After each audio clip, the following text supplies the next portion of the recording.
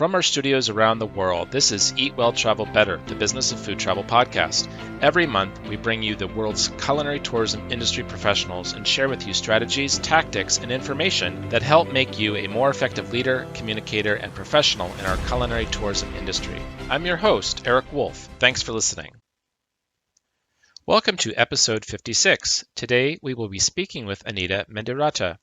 A globally recognized and respected tourism, aviation, and development practitioner, author, diplomat, and on-air personality, Anita leads her successful London-based international consulting firm.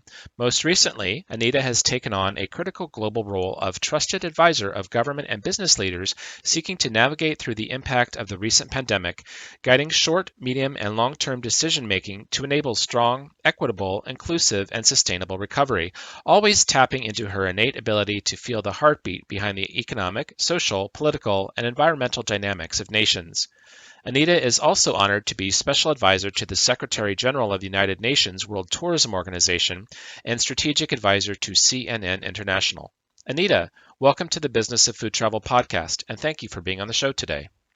Anita, thanks for joining us on the show today. It's such a privilege for us to be able to speak with you. I know how busy you are. Tell us about how you got started in tourism, because you really have a fascinating pedigree of accomplishments behind you. Eric, thank you so much. I'm delighted to be with you today. And I love specifically the area of conversation you're coming from in terms of gastronomy, food, and travel. It's a perfect alignment of the stars. My history in travel started, quite honestly, when I was a baby. I was born in Canada, and with my family all being originally from India, we would do the usual summer pilgrimage to go and visit the grandparents, visit all the aunts and uncles and cousins. So I've been traveling since I was teeny tiny. My professional career in travel and tourism started when I was consulting with one of Sir Martin Searle's consulting firms from the WPP group, the Added Value Group. Very blessed to work on a global project that was focused on tourism, trade, events, film, and investment, bringing them all together. And it would link me very much to nation branding. So that connected to the importance of travel and tourism as a doorway into countries being able to engage with the world and bring people from around the world to their doors to be able to experience them as a people and a place. So that would have been 25 years ago. I started my own little business 20 years ago this year. So we've just celebrated 2 decades. Very grateful and have loved how the industry has evolved to really appreciate the importance of gastronomy as a part of the industry. Well, congratulations. That's exciting. 20 years in the industry. That's about how old our association is as well. So it's an exciting time right now with the crossroads after the pandemic and everything happening in the world. It's a really challenging time to try and look into the crystal ball and see what's happening in tourism. Now, you're a special advisor to the UNWTO. What does that mean? I'm very blessed to be the special advisor to the Secretary General. So I work in between the professional world and the UNWTO world, very much to carry the mandate of the Secretary General. Zurab Bolulikashvili has been in office. He's now on his 2nd term. He's been an outstanding leader and really creating UNWTO 2.0 in many ways, making sure that the industry is working across the ecosystem to ensure that destinations and nations are stronger economically, socially, culturally, and environmentally.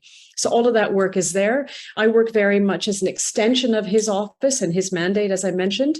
And it's making sure that whether it's working with the aviation sector, hotels, whatever it might be, I'm able to make sure that the development principles of travel and tourism, as defined by the UNWTO, are able to align with those of the other subsectors as well.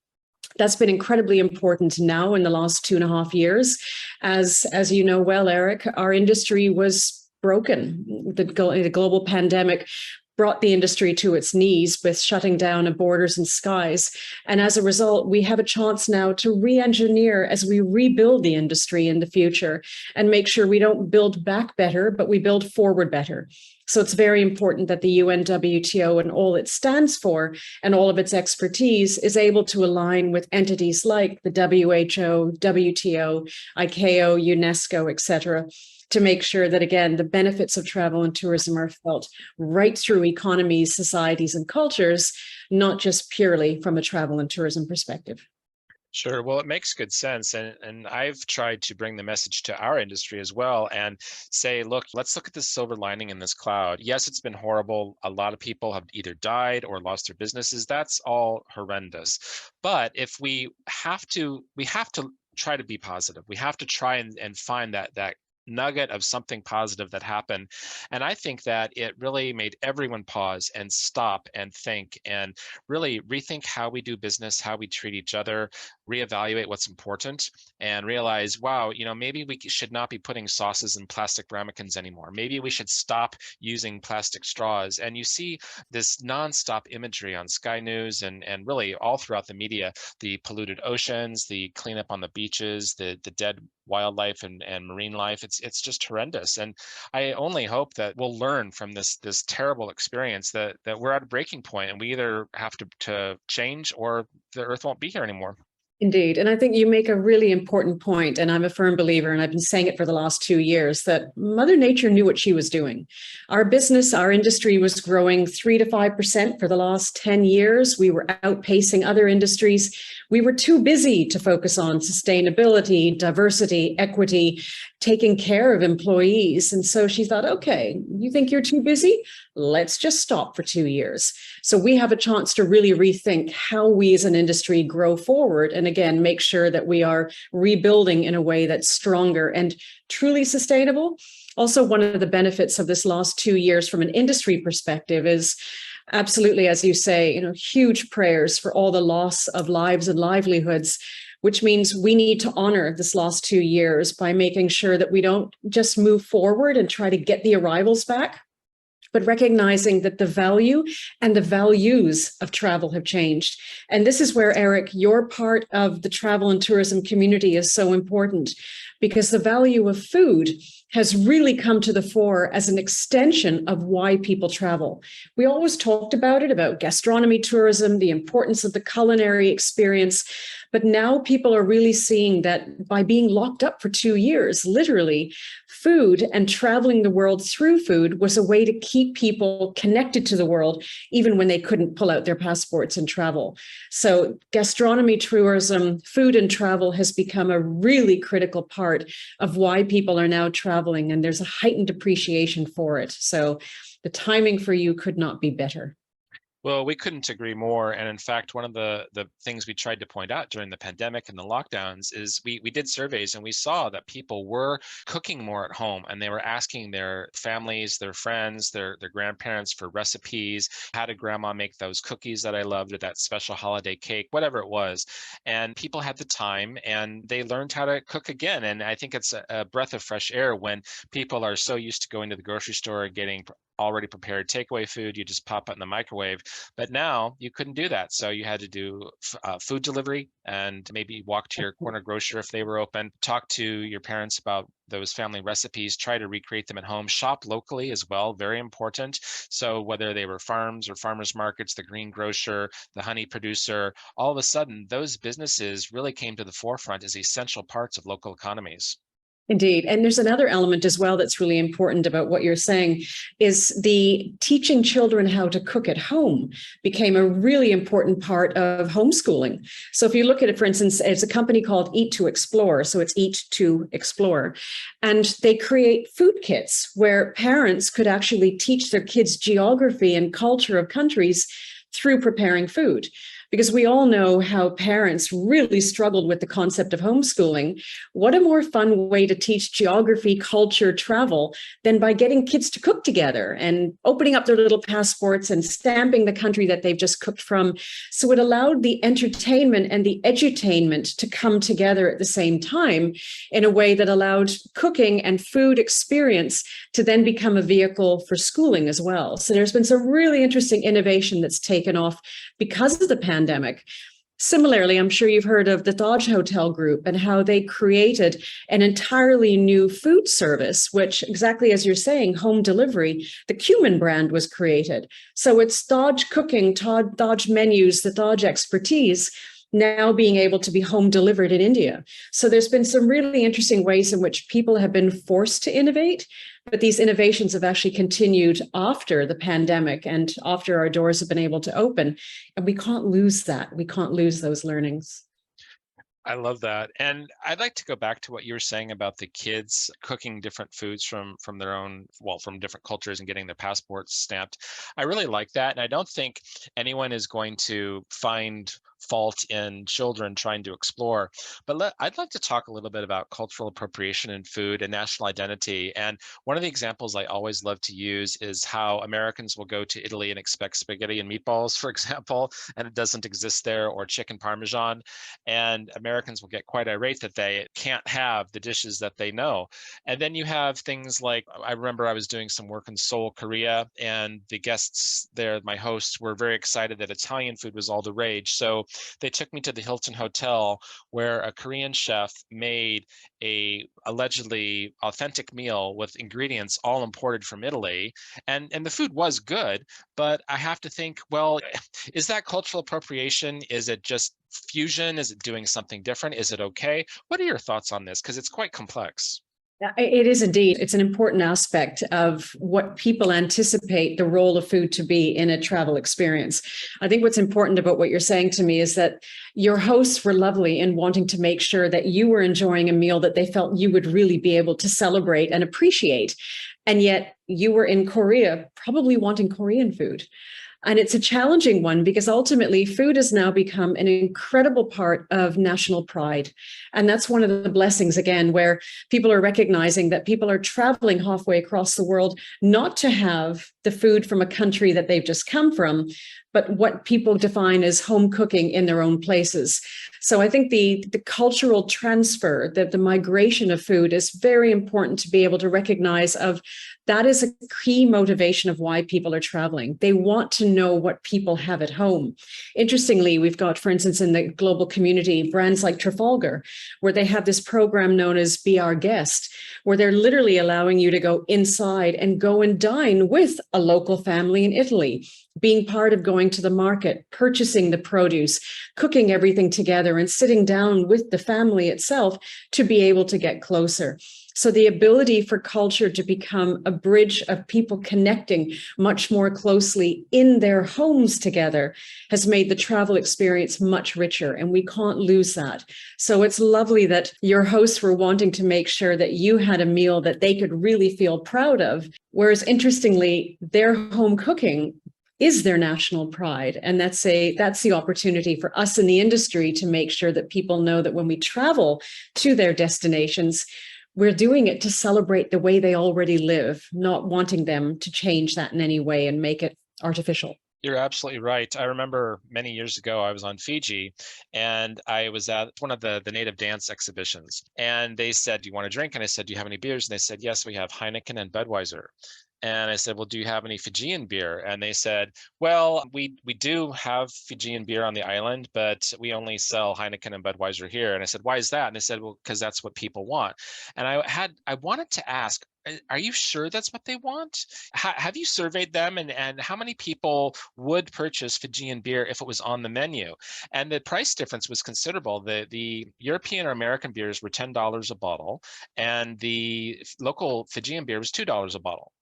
And eventually I sought out and found the Fijian beer, and it was just as good as any other beer. And I just think that if people stopped looking at tourists maybe as cash cows and as the explorers we are, I think the nature of tourism has changed in the past 20 or 30 years. People seem to be much more curious. I think largely people are more responsible and sensitive to the destinations they're going to. And we realize that, well, if you have to wear long pants in the church or cover your head in a Muslim country, okay, that's how it's done, and just accept that and move on.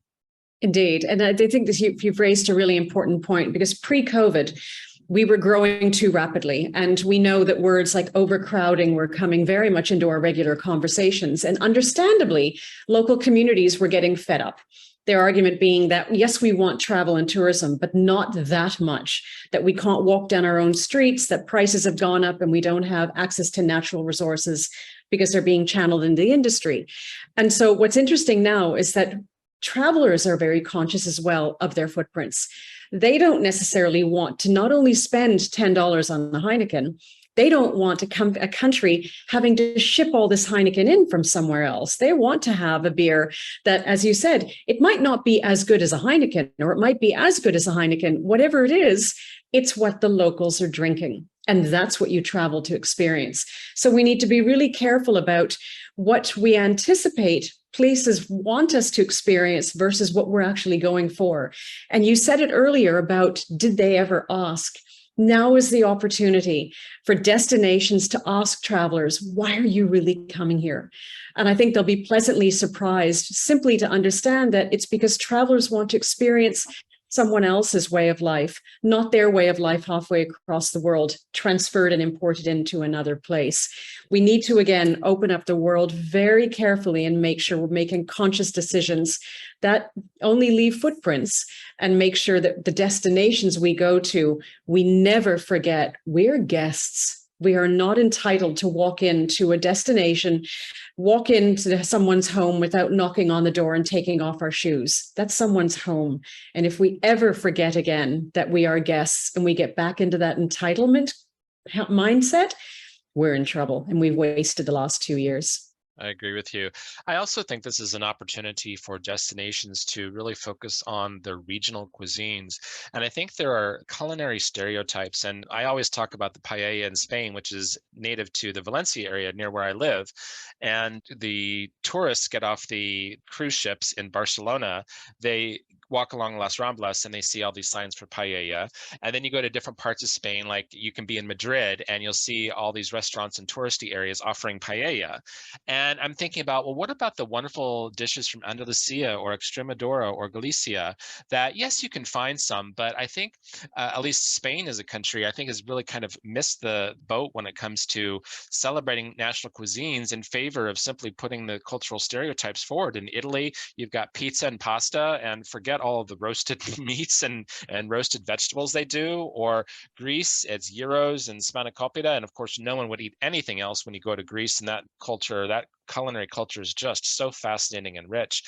And I think now is the time for destinations really to step back and say, wow, let's talk about some of those unappreciated, unknown, undiscovered dishes and put those forward.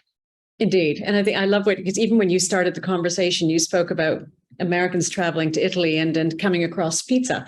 And you think, you know, that they're never going to find deep dish pizza in Italy because it's this thin base. That's what the Italians have. So to your point, it's making sure that we don't generalize food. I come from an Indian background, and not all Indian food is curry. And so it's getting people to understand that when they travel, part of the exploration is not just the environments that they're exploring, but the taste buds that they're exploring, the different tapestry of cuisine that exists in a country that is there for the learning.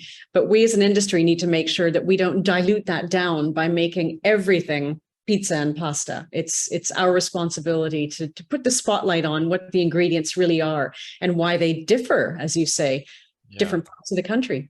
Well, we're trying to work with destinations to help them to understand, but sometimes they have a vision of what they want. They just go down this path. Today's podcast is brought to you by the World Food Travel Association's Culinary Capitals program. Did you know that 72% of travelers choose a destination based on its food and drink?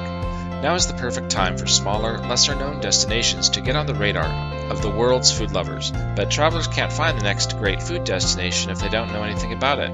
The Culinary Capitals program helps put smaller destinations on the map and keeps them top of mind for food and beverage-loving travelers. Get in touch with us at help@worldfoodtravel.org and learn how your destination can become a culinary capital today. So let's talk about Anita a little bit as a person. And you grew up in Canada from an Indian family. When did you end up moving to the UK? Goodness, I came here, I moved officially 5 years ago. I left Canada in 1991, so a long time ago. And through my career through IBM, Unilever, Coca-Cola, I ended up in South Africa and was very blessed to be there for many, many years. I spent 24 years there, I believe. And I moved my business to the UK only because I was traveling so much because of my work that I needed to be able to relocate the offices to London, which is where my primary client base was, whether it's CNN here, IATA in Geneva, UNWTO in Madrid, for instance. So it's a relatively new move. Loving it here. I must say, yesterday, as we all know, was the funeral for Her Majesty Queen Elizabeth II. second. And it was remarkable being in London. It was just breathtaking. My flat, I'm blessed to be literally across from Buckingham Palace. And the entire city was silent. I went across to see a colleague yesterday and we were watching the end of the funeral and drinking champagne. And I just had this craving for scones. And it links very much to what you're talking about the culinary experience in a destination, that if you're watching Her Majesty's funeral and you're seeing these intense moments, of course you have to have scones. And it was very much a part of that moment, which makes me smile. So I've been here for 5 years. The timing has been beautiful. I'm grateful every single day that I wake up, that I am here, and that I have a passport that I can continue to do the work that I love. Well, London is a fantastic place. We were in the UK up until just 2 years ago, and then we ended up moving to Spain. Spain has been great. A little hot this year, though. Just a little bit hot. Gotta thank global warming for that. It's I think it's, and to your point, everyone's had a chance to really see now the tangible evidence of global warming and the climate crisis, which many had talked about scientifically. Now people are living it, and they're really feeling the call to action that it's demanding. Yeah. You've got some really interesting awards. You have the most influential woman in tourism in 2019, the top 25 inspirational executives in travel and hospitality. What is it about your work in those years that got the attention of these publications and made them decide to award you? Thank you. And thank you for calling that out. It was incredibly touching to be able to get called out, and particularly the award for being an inspirational leader, because the last 2 years, we all know, have been incredibly painful. Our industry has suffered, our global community has suffered. And so I just got busy. I couldn't help myself and got busy in a number of initiatives, whether it was speaking online, and when people would ask about, traveling, and my travel stopped. My travel continued, if not multiplied. I was doing 6, 7 countries a day just from my dining chair. And so it was constantly being out there, keeping people motivated, keeping them confident about the industry, but also keeping them centered in terms of being able to be honest that this was difficult. It was very difficult. There was a lot of speaking that was done. One of my labors of love was a project called RISE, which was supposed to be a 100-day project that I did with Professor Damien Hodari from EHL. It was a way of bringing 50,000 students around the world together to just on a weekly basis check in on what's going on in the industry. How do you separate the news from the noise? We thought it would be 100 days. It was a web-based program, beautifully branded, beautifully put together. My team were amazing on the production side. And we had, in the end, over 2 years, 4 seasons, 720 days, over 54 episodes, and the most remarkable C-suite leaders across the entire industry.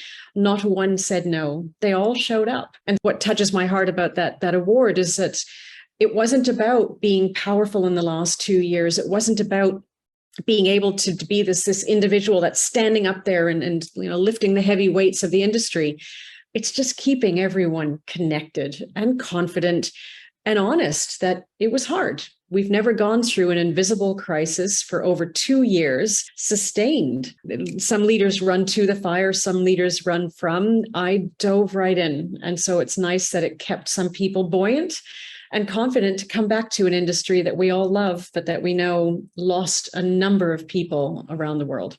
I agree 100%. And I think what you were saying earlier about the value of travel, it's not just the value of travel that has changed, but the values of travel that have changed. I think that's the big takeaway from the past couple of years. And let's just hope it brings a better future for our industry and all of our colleagues who have had such a hard time in the past couple of years. Exactly. But to your point, it only will if we allow it to, and if we take action to make sure we don't slip back into the muscle memory of the old ways. Indeed. That's the big challenge to us all. Anita, how would you advise a younger you? If you had gone back in time 20 years, what would you tell yourself? Learn more languages. Learn more languages. A language is the most beautiful way to make any human connection. Even if you're tripping over the words and you're not quite there, learn how to say the greetings, learn how to say hello and thank you. It makes all the difference in the world. But I would, without question, I would encourage myself to learn more languages. Absolutely. That to me is, again, it's one of the most powerful ways of making a human connection. I agree with you. When I was in Korea on one of the trips, I don't speak any Korean, and I was having dinner with some colleagues, and I wanted to say thank you. Finally, they taught me how to say thank you, 감사합니다, and I was able to say it to them. And they were besides themselves. They were cracking up that this Westerner actually learned a word of Korean, and it really touched them. And I wanted to do it to show cultural sensitivity. But how many languages do you speak? Not enough. That's a safe answer. Being from Canada, English is my first language. I then learned Quebecois French when I was in school, which is sadly the best way to offend someone who speaks proper French. And so I have a little bit of a Latin base, so I can understand. Well, French I can get by on, but English, Spanish, and Portuguese as well. You can get the nuance of a conversation, but I don't speak it. I eat and drink it, but I don't speak it. There you go. I'm in the process of learning Arabic. It's a really important part of not just what I'm wanting to learn, but also what I do because of my work in the Middle East. And I understand what is called Khichdi Hindi and Khichdi Punjabi. Now, Khichdi is, as I'm sure you know, a combination of lentils, dal, and rice in Indian food. So it's the blending of the two. Khichdi Hindi is when you mix a little bit of English with a little bit of Hindi to be able to get by. And Khichdi Punjabi is the same on the Punjabi side. So I can understand and speak a little bit of Khichdi Hindi and Punjabi as well. Well, that's much more than I speak. I can say shukriya. Is that right? Thank Yes. you. I don't know. I would like to learn Arabic too. It's a language, and really the different Arab cultures fascinate me. It's just a very interesting part of the world, and so much tradition and history there. And really, their history started a lot sooner, it's a lot older than the Western European cultures. Absolutely. And the beauty is that the Western cultures are now very interested in understanding more about the Middle East. That's a really good thing because every part of the global community needs to reconnect because every part was pushed apart in the last 2 years. So it's a part of the world I absolutely love working in. Yeah, I agree with you. I really appreciate the opportunity to do the work that we do in Saudi Arabia. It's just so interesting for them to open up, especially at this point in that country's history, which has been so closed for so long. And to be part of that transformation, it's just such a privilege to be with such a talented team and be part of the change. Indeed. And what's amazing about, exactly to your point, what's amazing about the kingdom is that when His Royal Highness, the Crown Prince, put in place Vision 2030, the whole principle was to get off of dependency on oil, engage Saudi Arabia with the rest of the world again, get women and youth working, shift the identity of the kingdom. And it put right at the heart of Vision 2030 tourism development, because it recognized that's one of the best ways to open up the doors of the kingdom to bring people in, but also for Saudis to connect to the world. So all the work that's being done by Saudi Tourism Authority and the exceptional leadership of the CEO and obviously the Honorable Minister of Tourism of Saudi as well from the ministry side, all the work with the Giga projects, whether it's Alula that I'm very blessed to have been on the advisory board of for the last over 4 years, plus NEOM, the Red Sea Project, Diriyah Gate, all of these opportunities to really bring the world to discover who the people of the kingdom are, past, present, and future. So it's a very exciting time, and I give them enormous credit and have enormous respect for what every single leader is doing there, working tirelessly to really bring Vision 2030 to life for the Saudis, with the Saudis. There's a lot of work going on there for sure. I've always said that travel is the best education, and I think I have learned as much in my life through traveling and interacting with people from different cultures that I have in school. Living a year abroad in college, traveling so much for work, and just seeing how people value things differently and what's important to them. And that is just been such a tremendous part of personal development, I feel. Indeed. You hit something quite important in that very few experiences in the world are as humbling as travel. Because to your point, we're going to learn about other people and places. And at the same time, by being in different places with different people, we learn so much about ourselves. And that humility and that learning of oneself is what keeps people traveling, because they want to keep discovering the world, discovering their world and their place in it. And again, because we were grounded for 2 years, people really felt the mental health benefit and value of travel in having not been able to travel. And now that need to travel has really come to the fore. Anita, what are you reading right now? Goodness, I'm reading your profile, truth be told, if I look down. How boring for you. I'm sorry. I love biography. So if I look at my bookshelf right now, I've got 3 books on the go. One is a book on the family, the Cartier family, which I always find fascinating because I find admittedly it's nice to disengage at the end of the day and not looking at the screen. I'm reading a brilliant book called Queen of the World, which is on Her Majesty Queen Elizabeth II and her role, not just as the head of the monarchy, former head of the monarchy, but also looking from the point of view of how many countries are no longer part of the Commonwealth, but they still love her as their queen, and going through all the protocols and what it was like when she was touring. So that I'm focusing on a lot. And also a book called Sia, which is Sia Khaleesi's story, the captain of the Rugby World Cup team in 2019. So it's a great story as well. But I love my biographies and autobiographies. You sound like me. I simultaneously read 3 or 4 books at a time as well.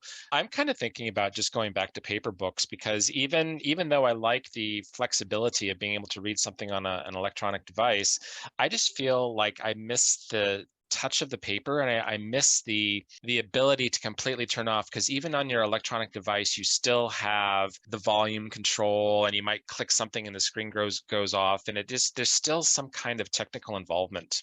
Indeed. And we're still human. There's something about texture and watching the bookmark move through the book and feeling the pages.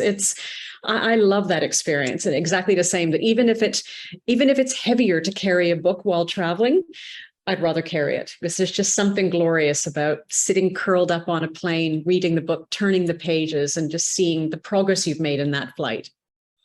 I have been thinking, as you were saying that, I was thinking about so many flights that I've done that on, and being carried to the next adventure somewhere exciting in the world, almost like Robinson Crusoe from many years ago. Indeed.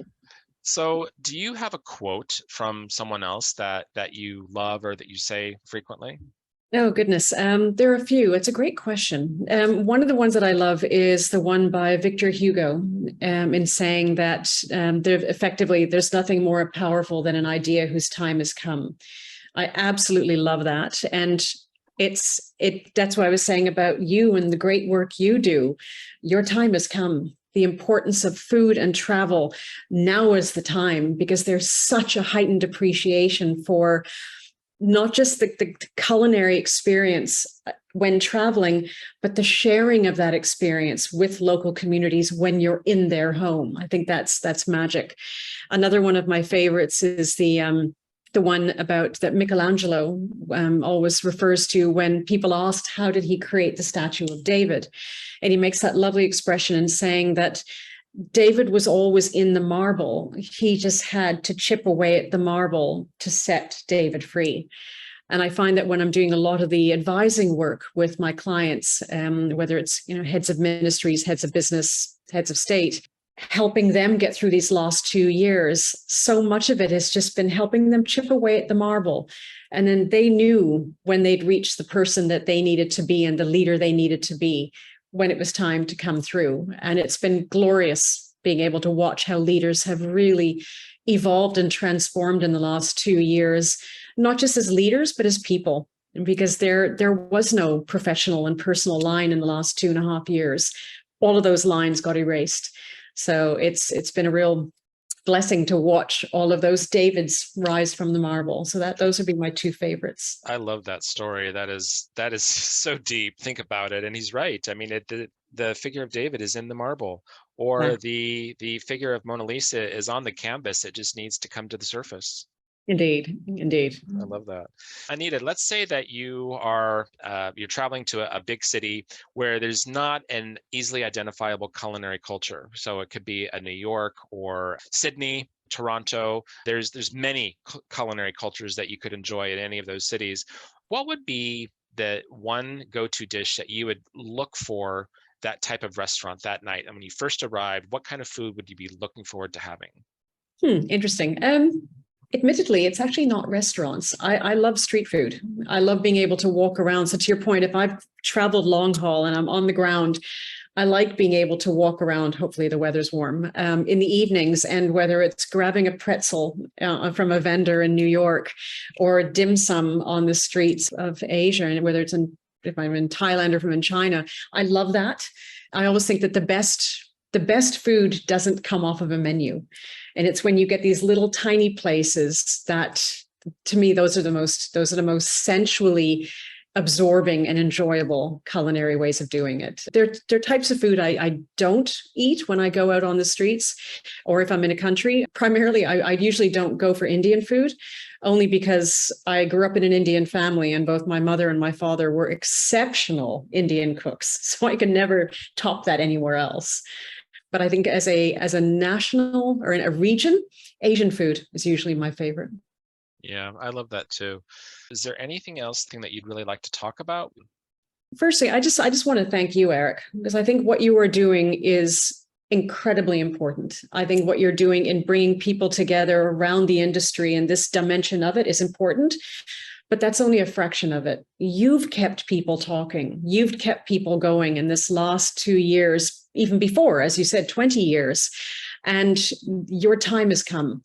So I wish you enormous success. I'm profoundly grateful that you asked to do this interview. But I want to use this time to put the spotlight on you, because credit where it's due. It's been a tough time. And what you are doing is not only helping travelers enjoy travel even more, you're giving people in destinations a reason to sit up with more pride in recognizing that people are traveling around the world or around the corner to visit their homes. So thank you for all you've done in the last 20 years, and especially in the last 2 years. Oh, well, thank you, Anita. That's really very kind of you. I can't take the credit for it. I think that it's the industry that has propelled that momentum. All of the chefs and restaurant workers and the tour operators and the tourist guides and all of those people have been working together. It's almost like a symphony that we're singing together as the tourism industry, moving things along, propelling the sails on the ships. And it's just like the past 2 years, the wind has left the sails, and now we're starting to get the sails flowing again. And hopefully we can start sending people in new directions with a new purpose.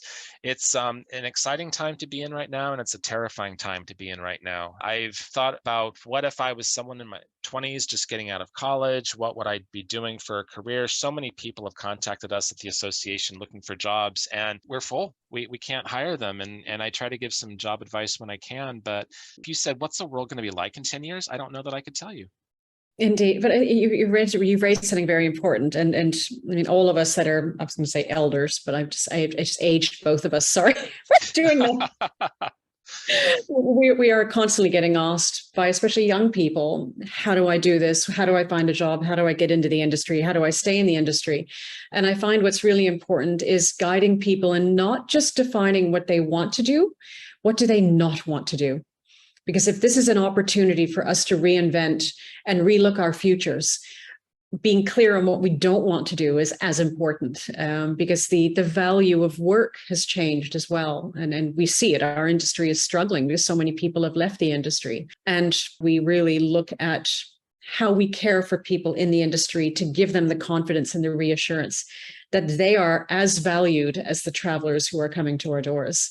It's an exciting time. It is unnerving. And I love your analogy of the symphony. It's great that we can turn the volume up on that sound. Well, let's work together to do that. Anita, thank you so much for your time. I know how busy you are. It is truly a treat that you were able to find time in your schedule for our audience on the podcast today. So thank you again for making the time. Bless you. And thank you very much for the invitation. Safe travels. That's it for this episode of the Eat Well, Travel Better podcast. This episode is brought to you by the World Food Travel Association and its Culinary Capitals program. We'd like to hear from you regarding the podcast. We invite you to share your ideas, questions, and thoughts by emailing us at help@worldfoodtravel.org, or you can connect with us and comment about the episode on major social media platforms. Special thanks to our guest, Anita Mendiratta, and our thanks to you for joining us. I'm Eric Wolf, wishing you a safe, happy, and productive month ahead.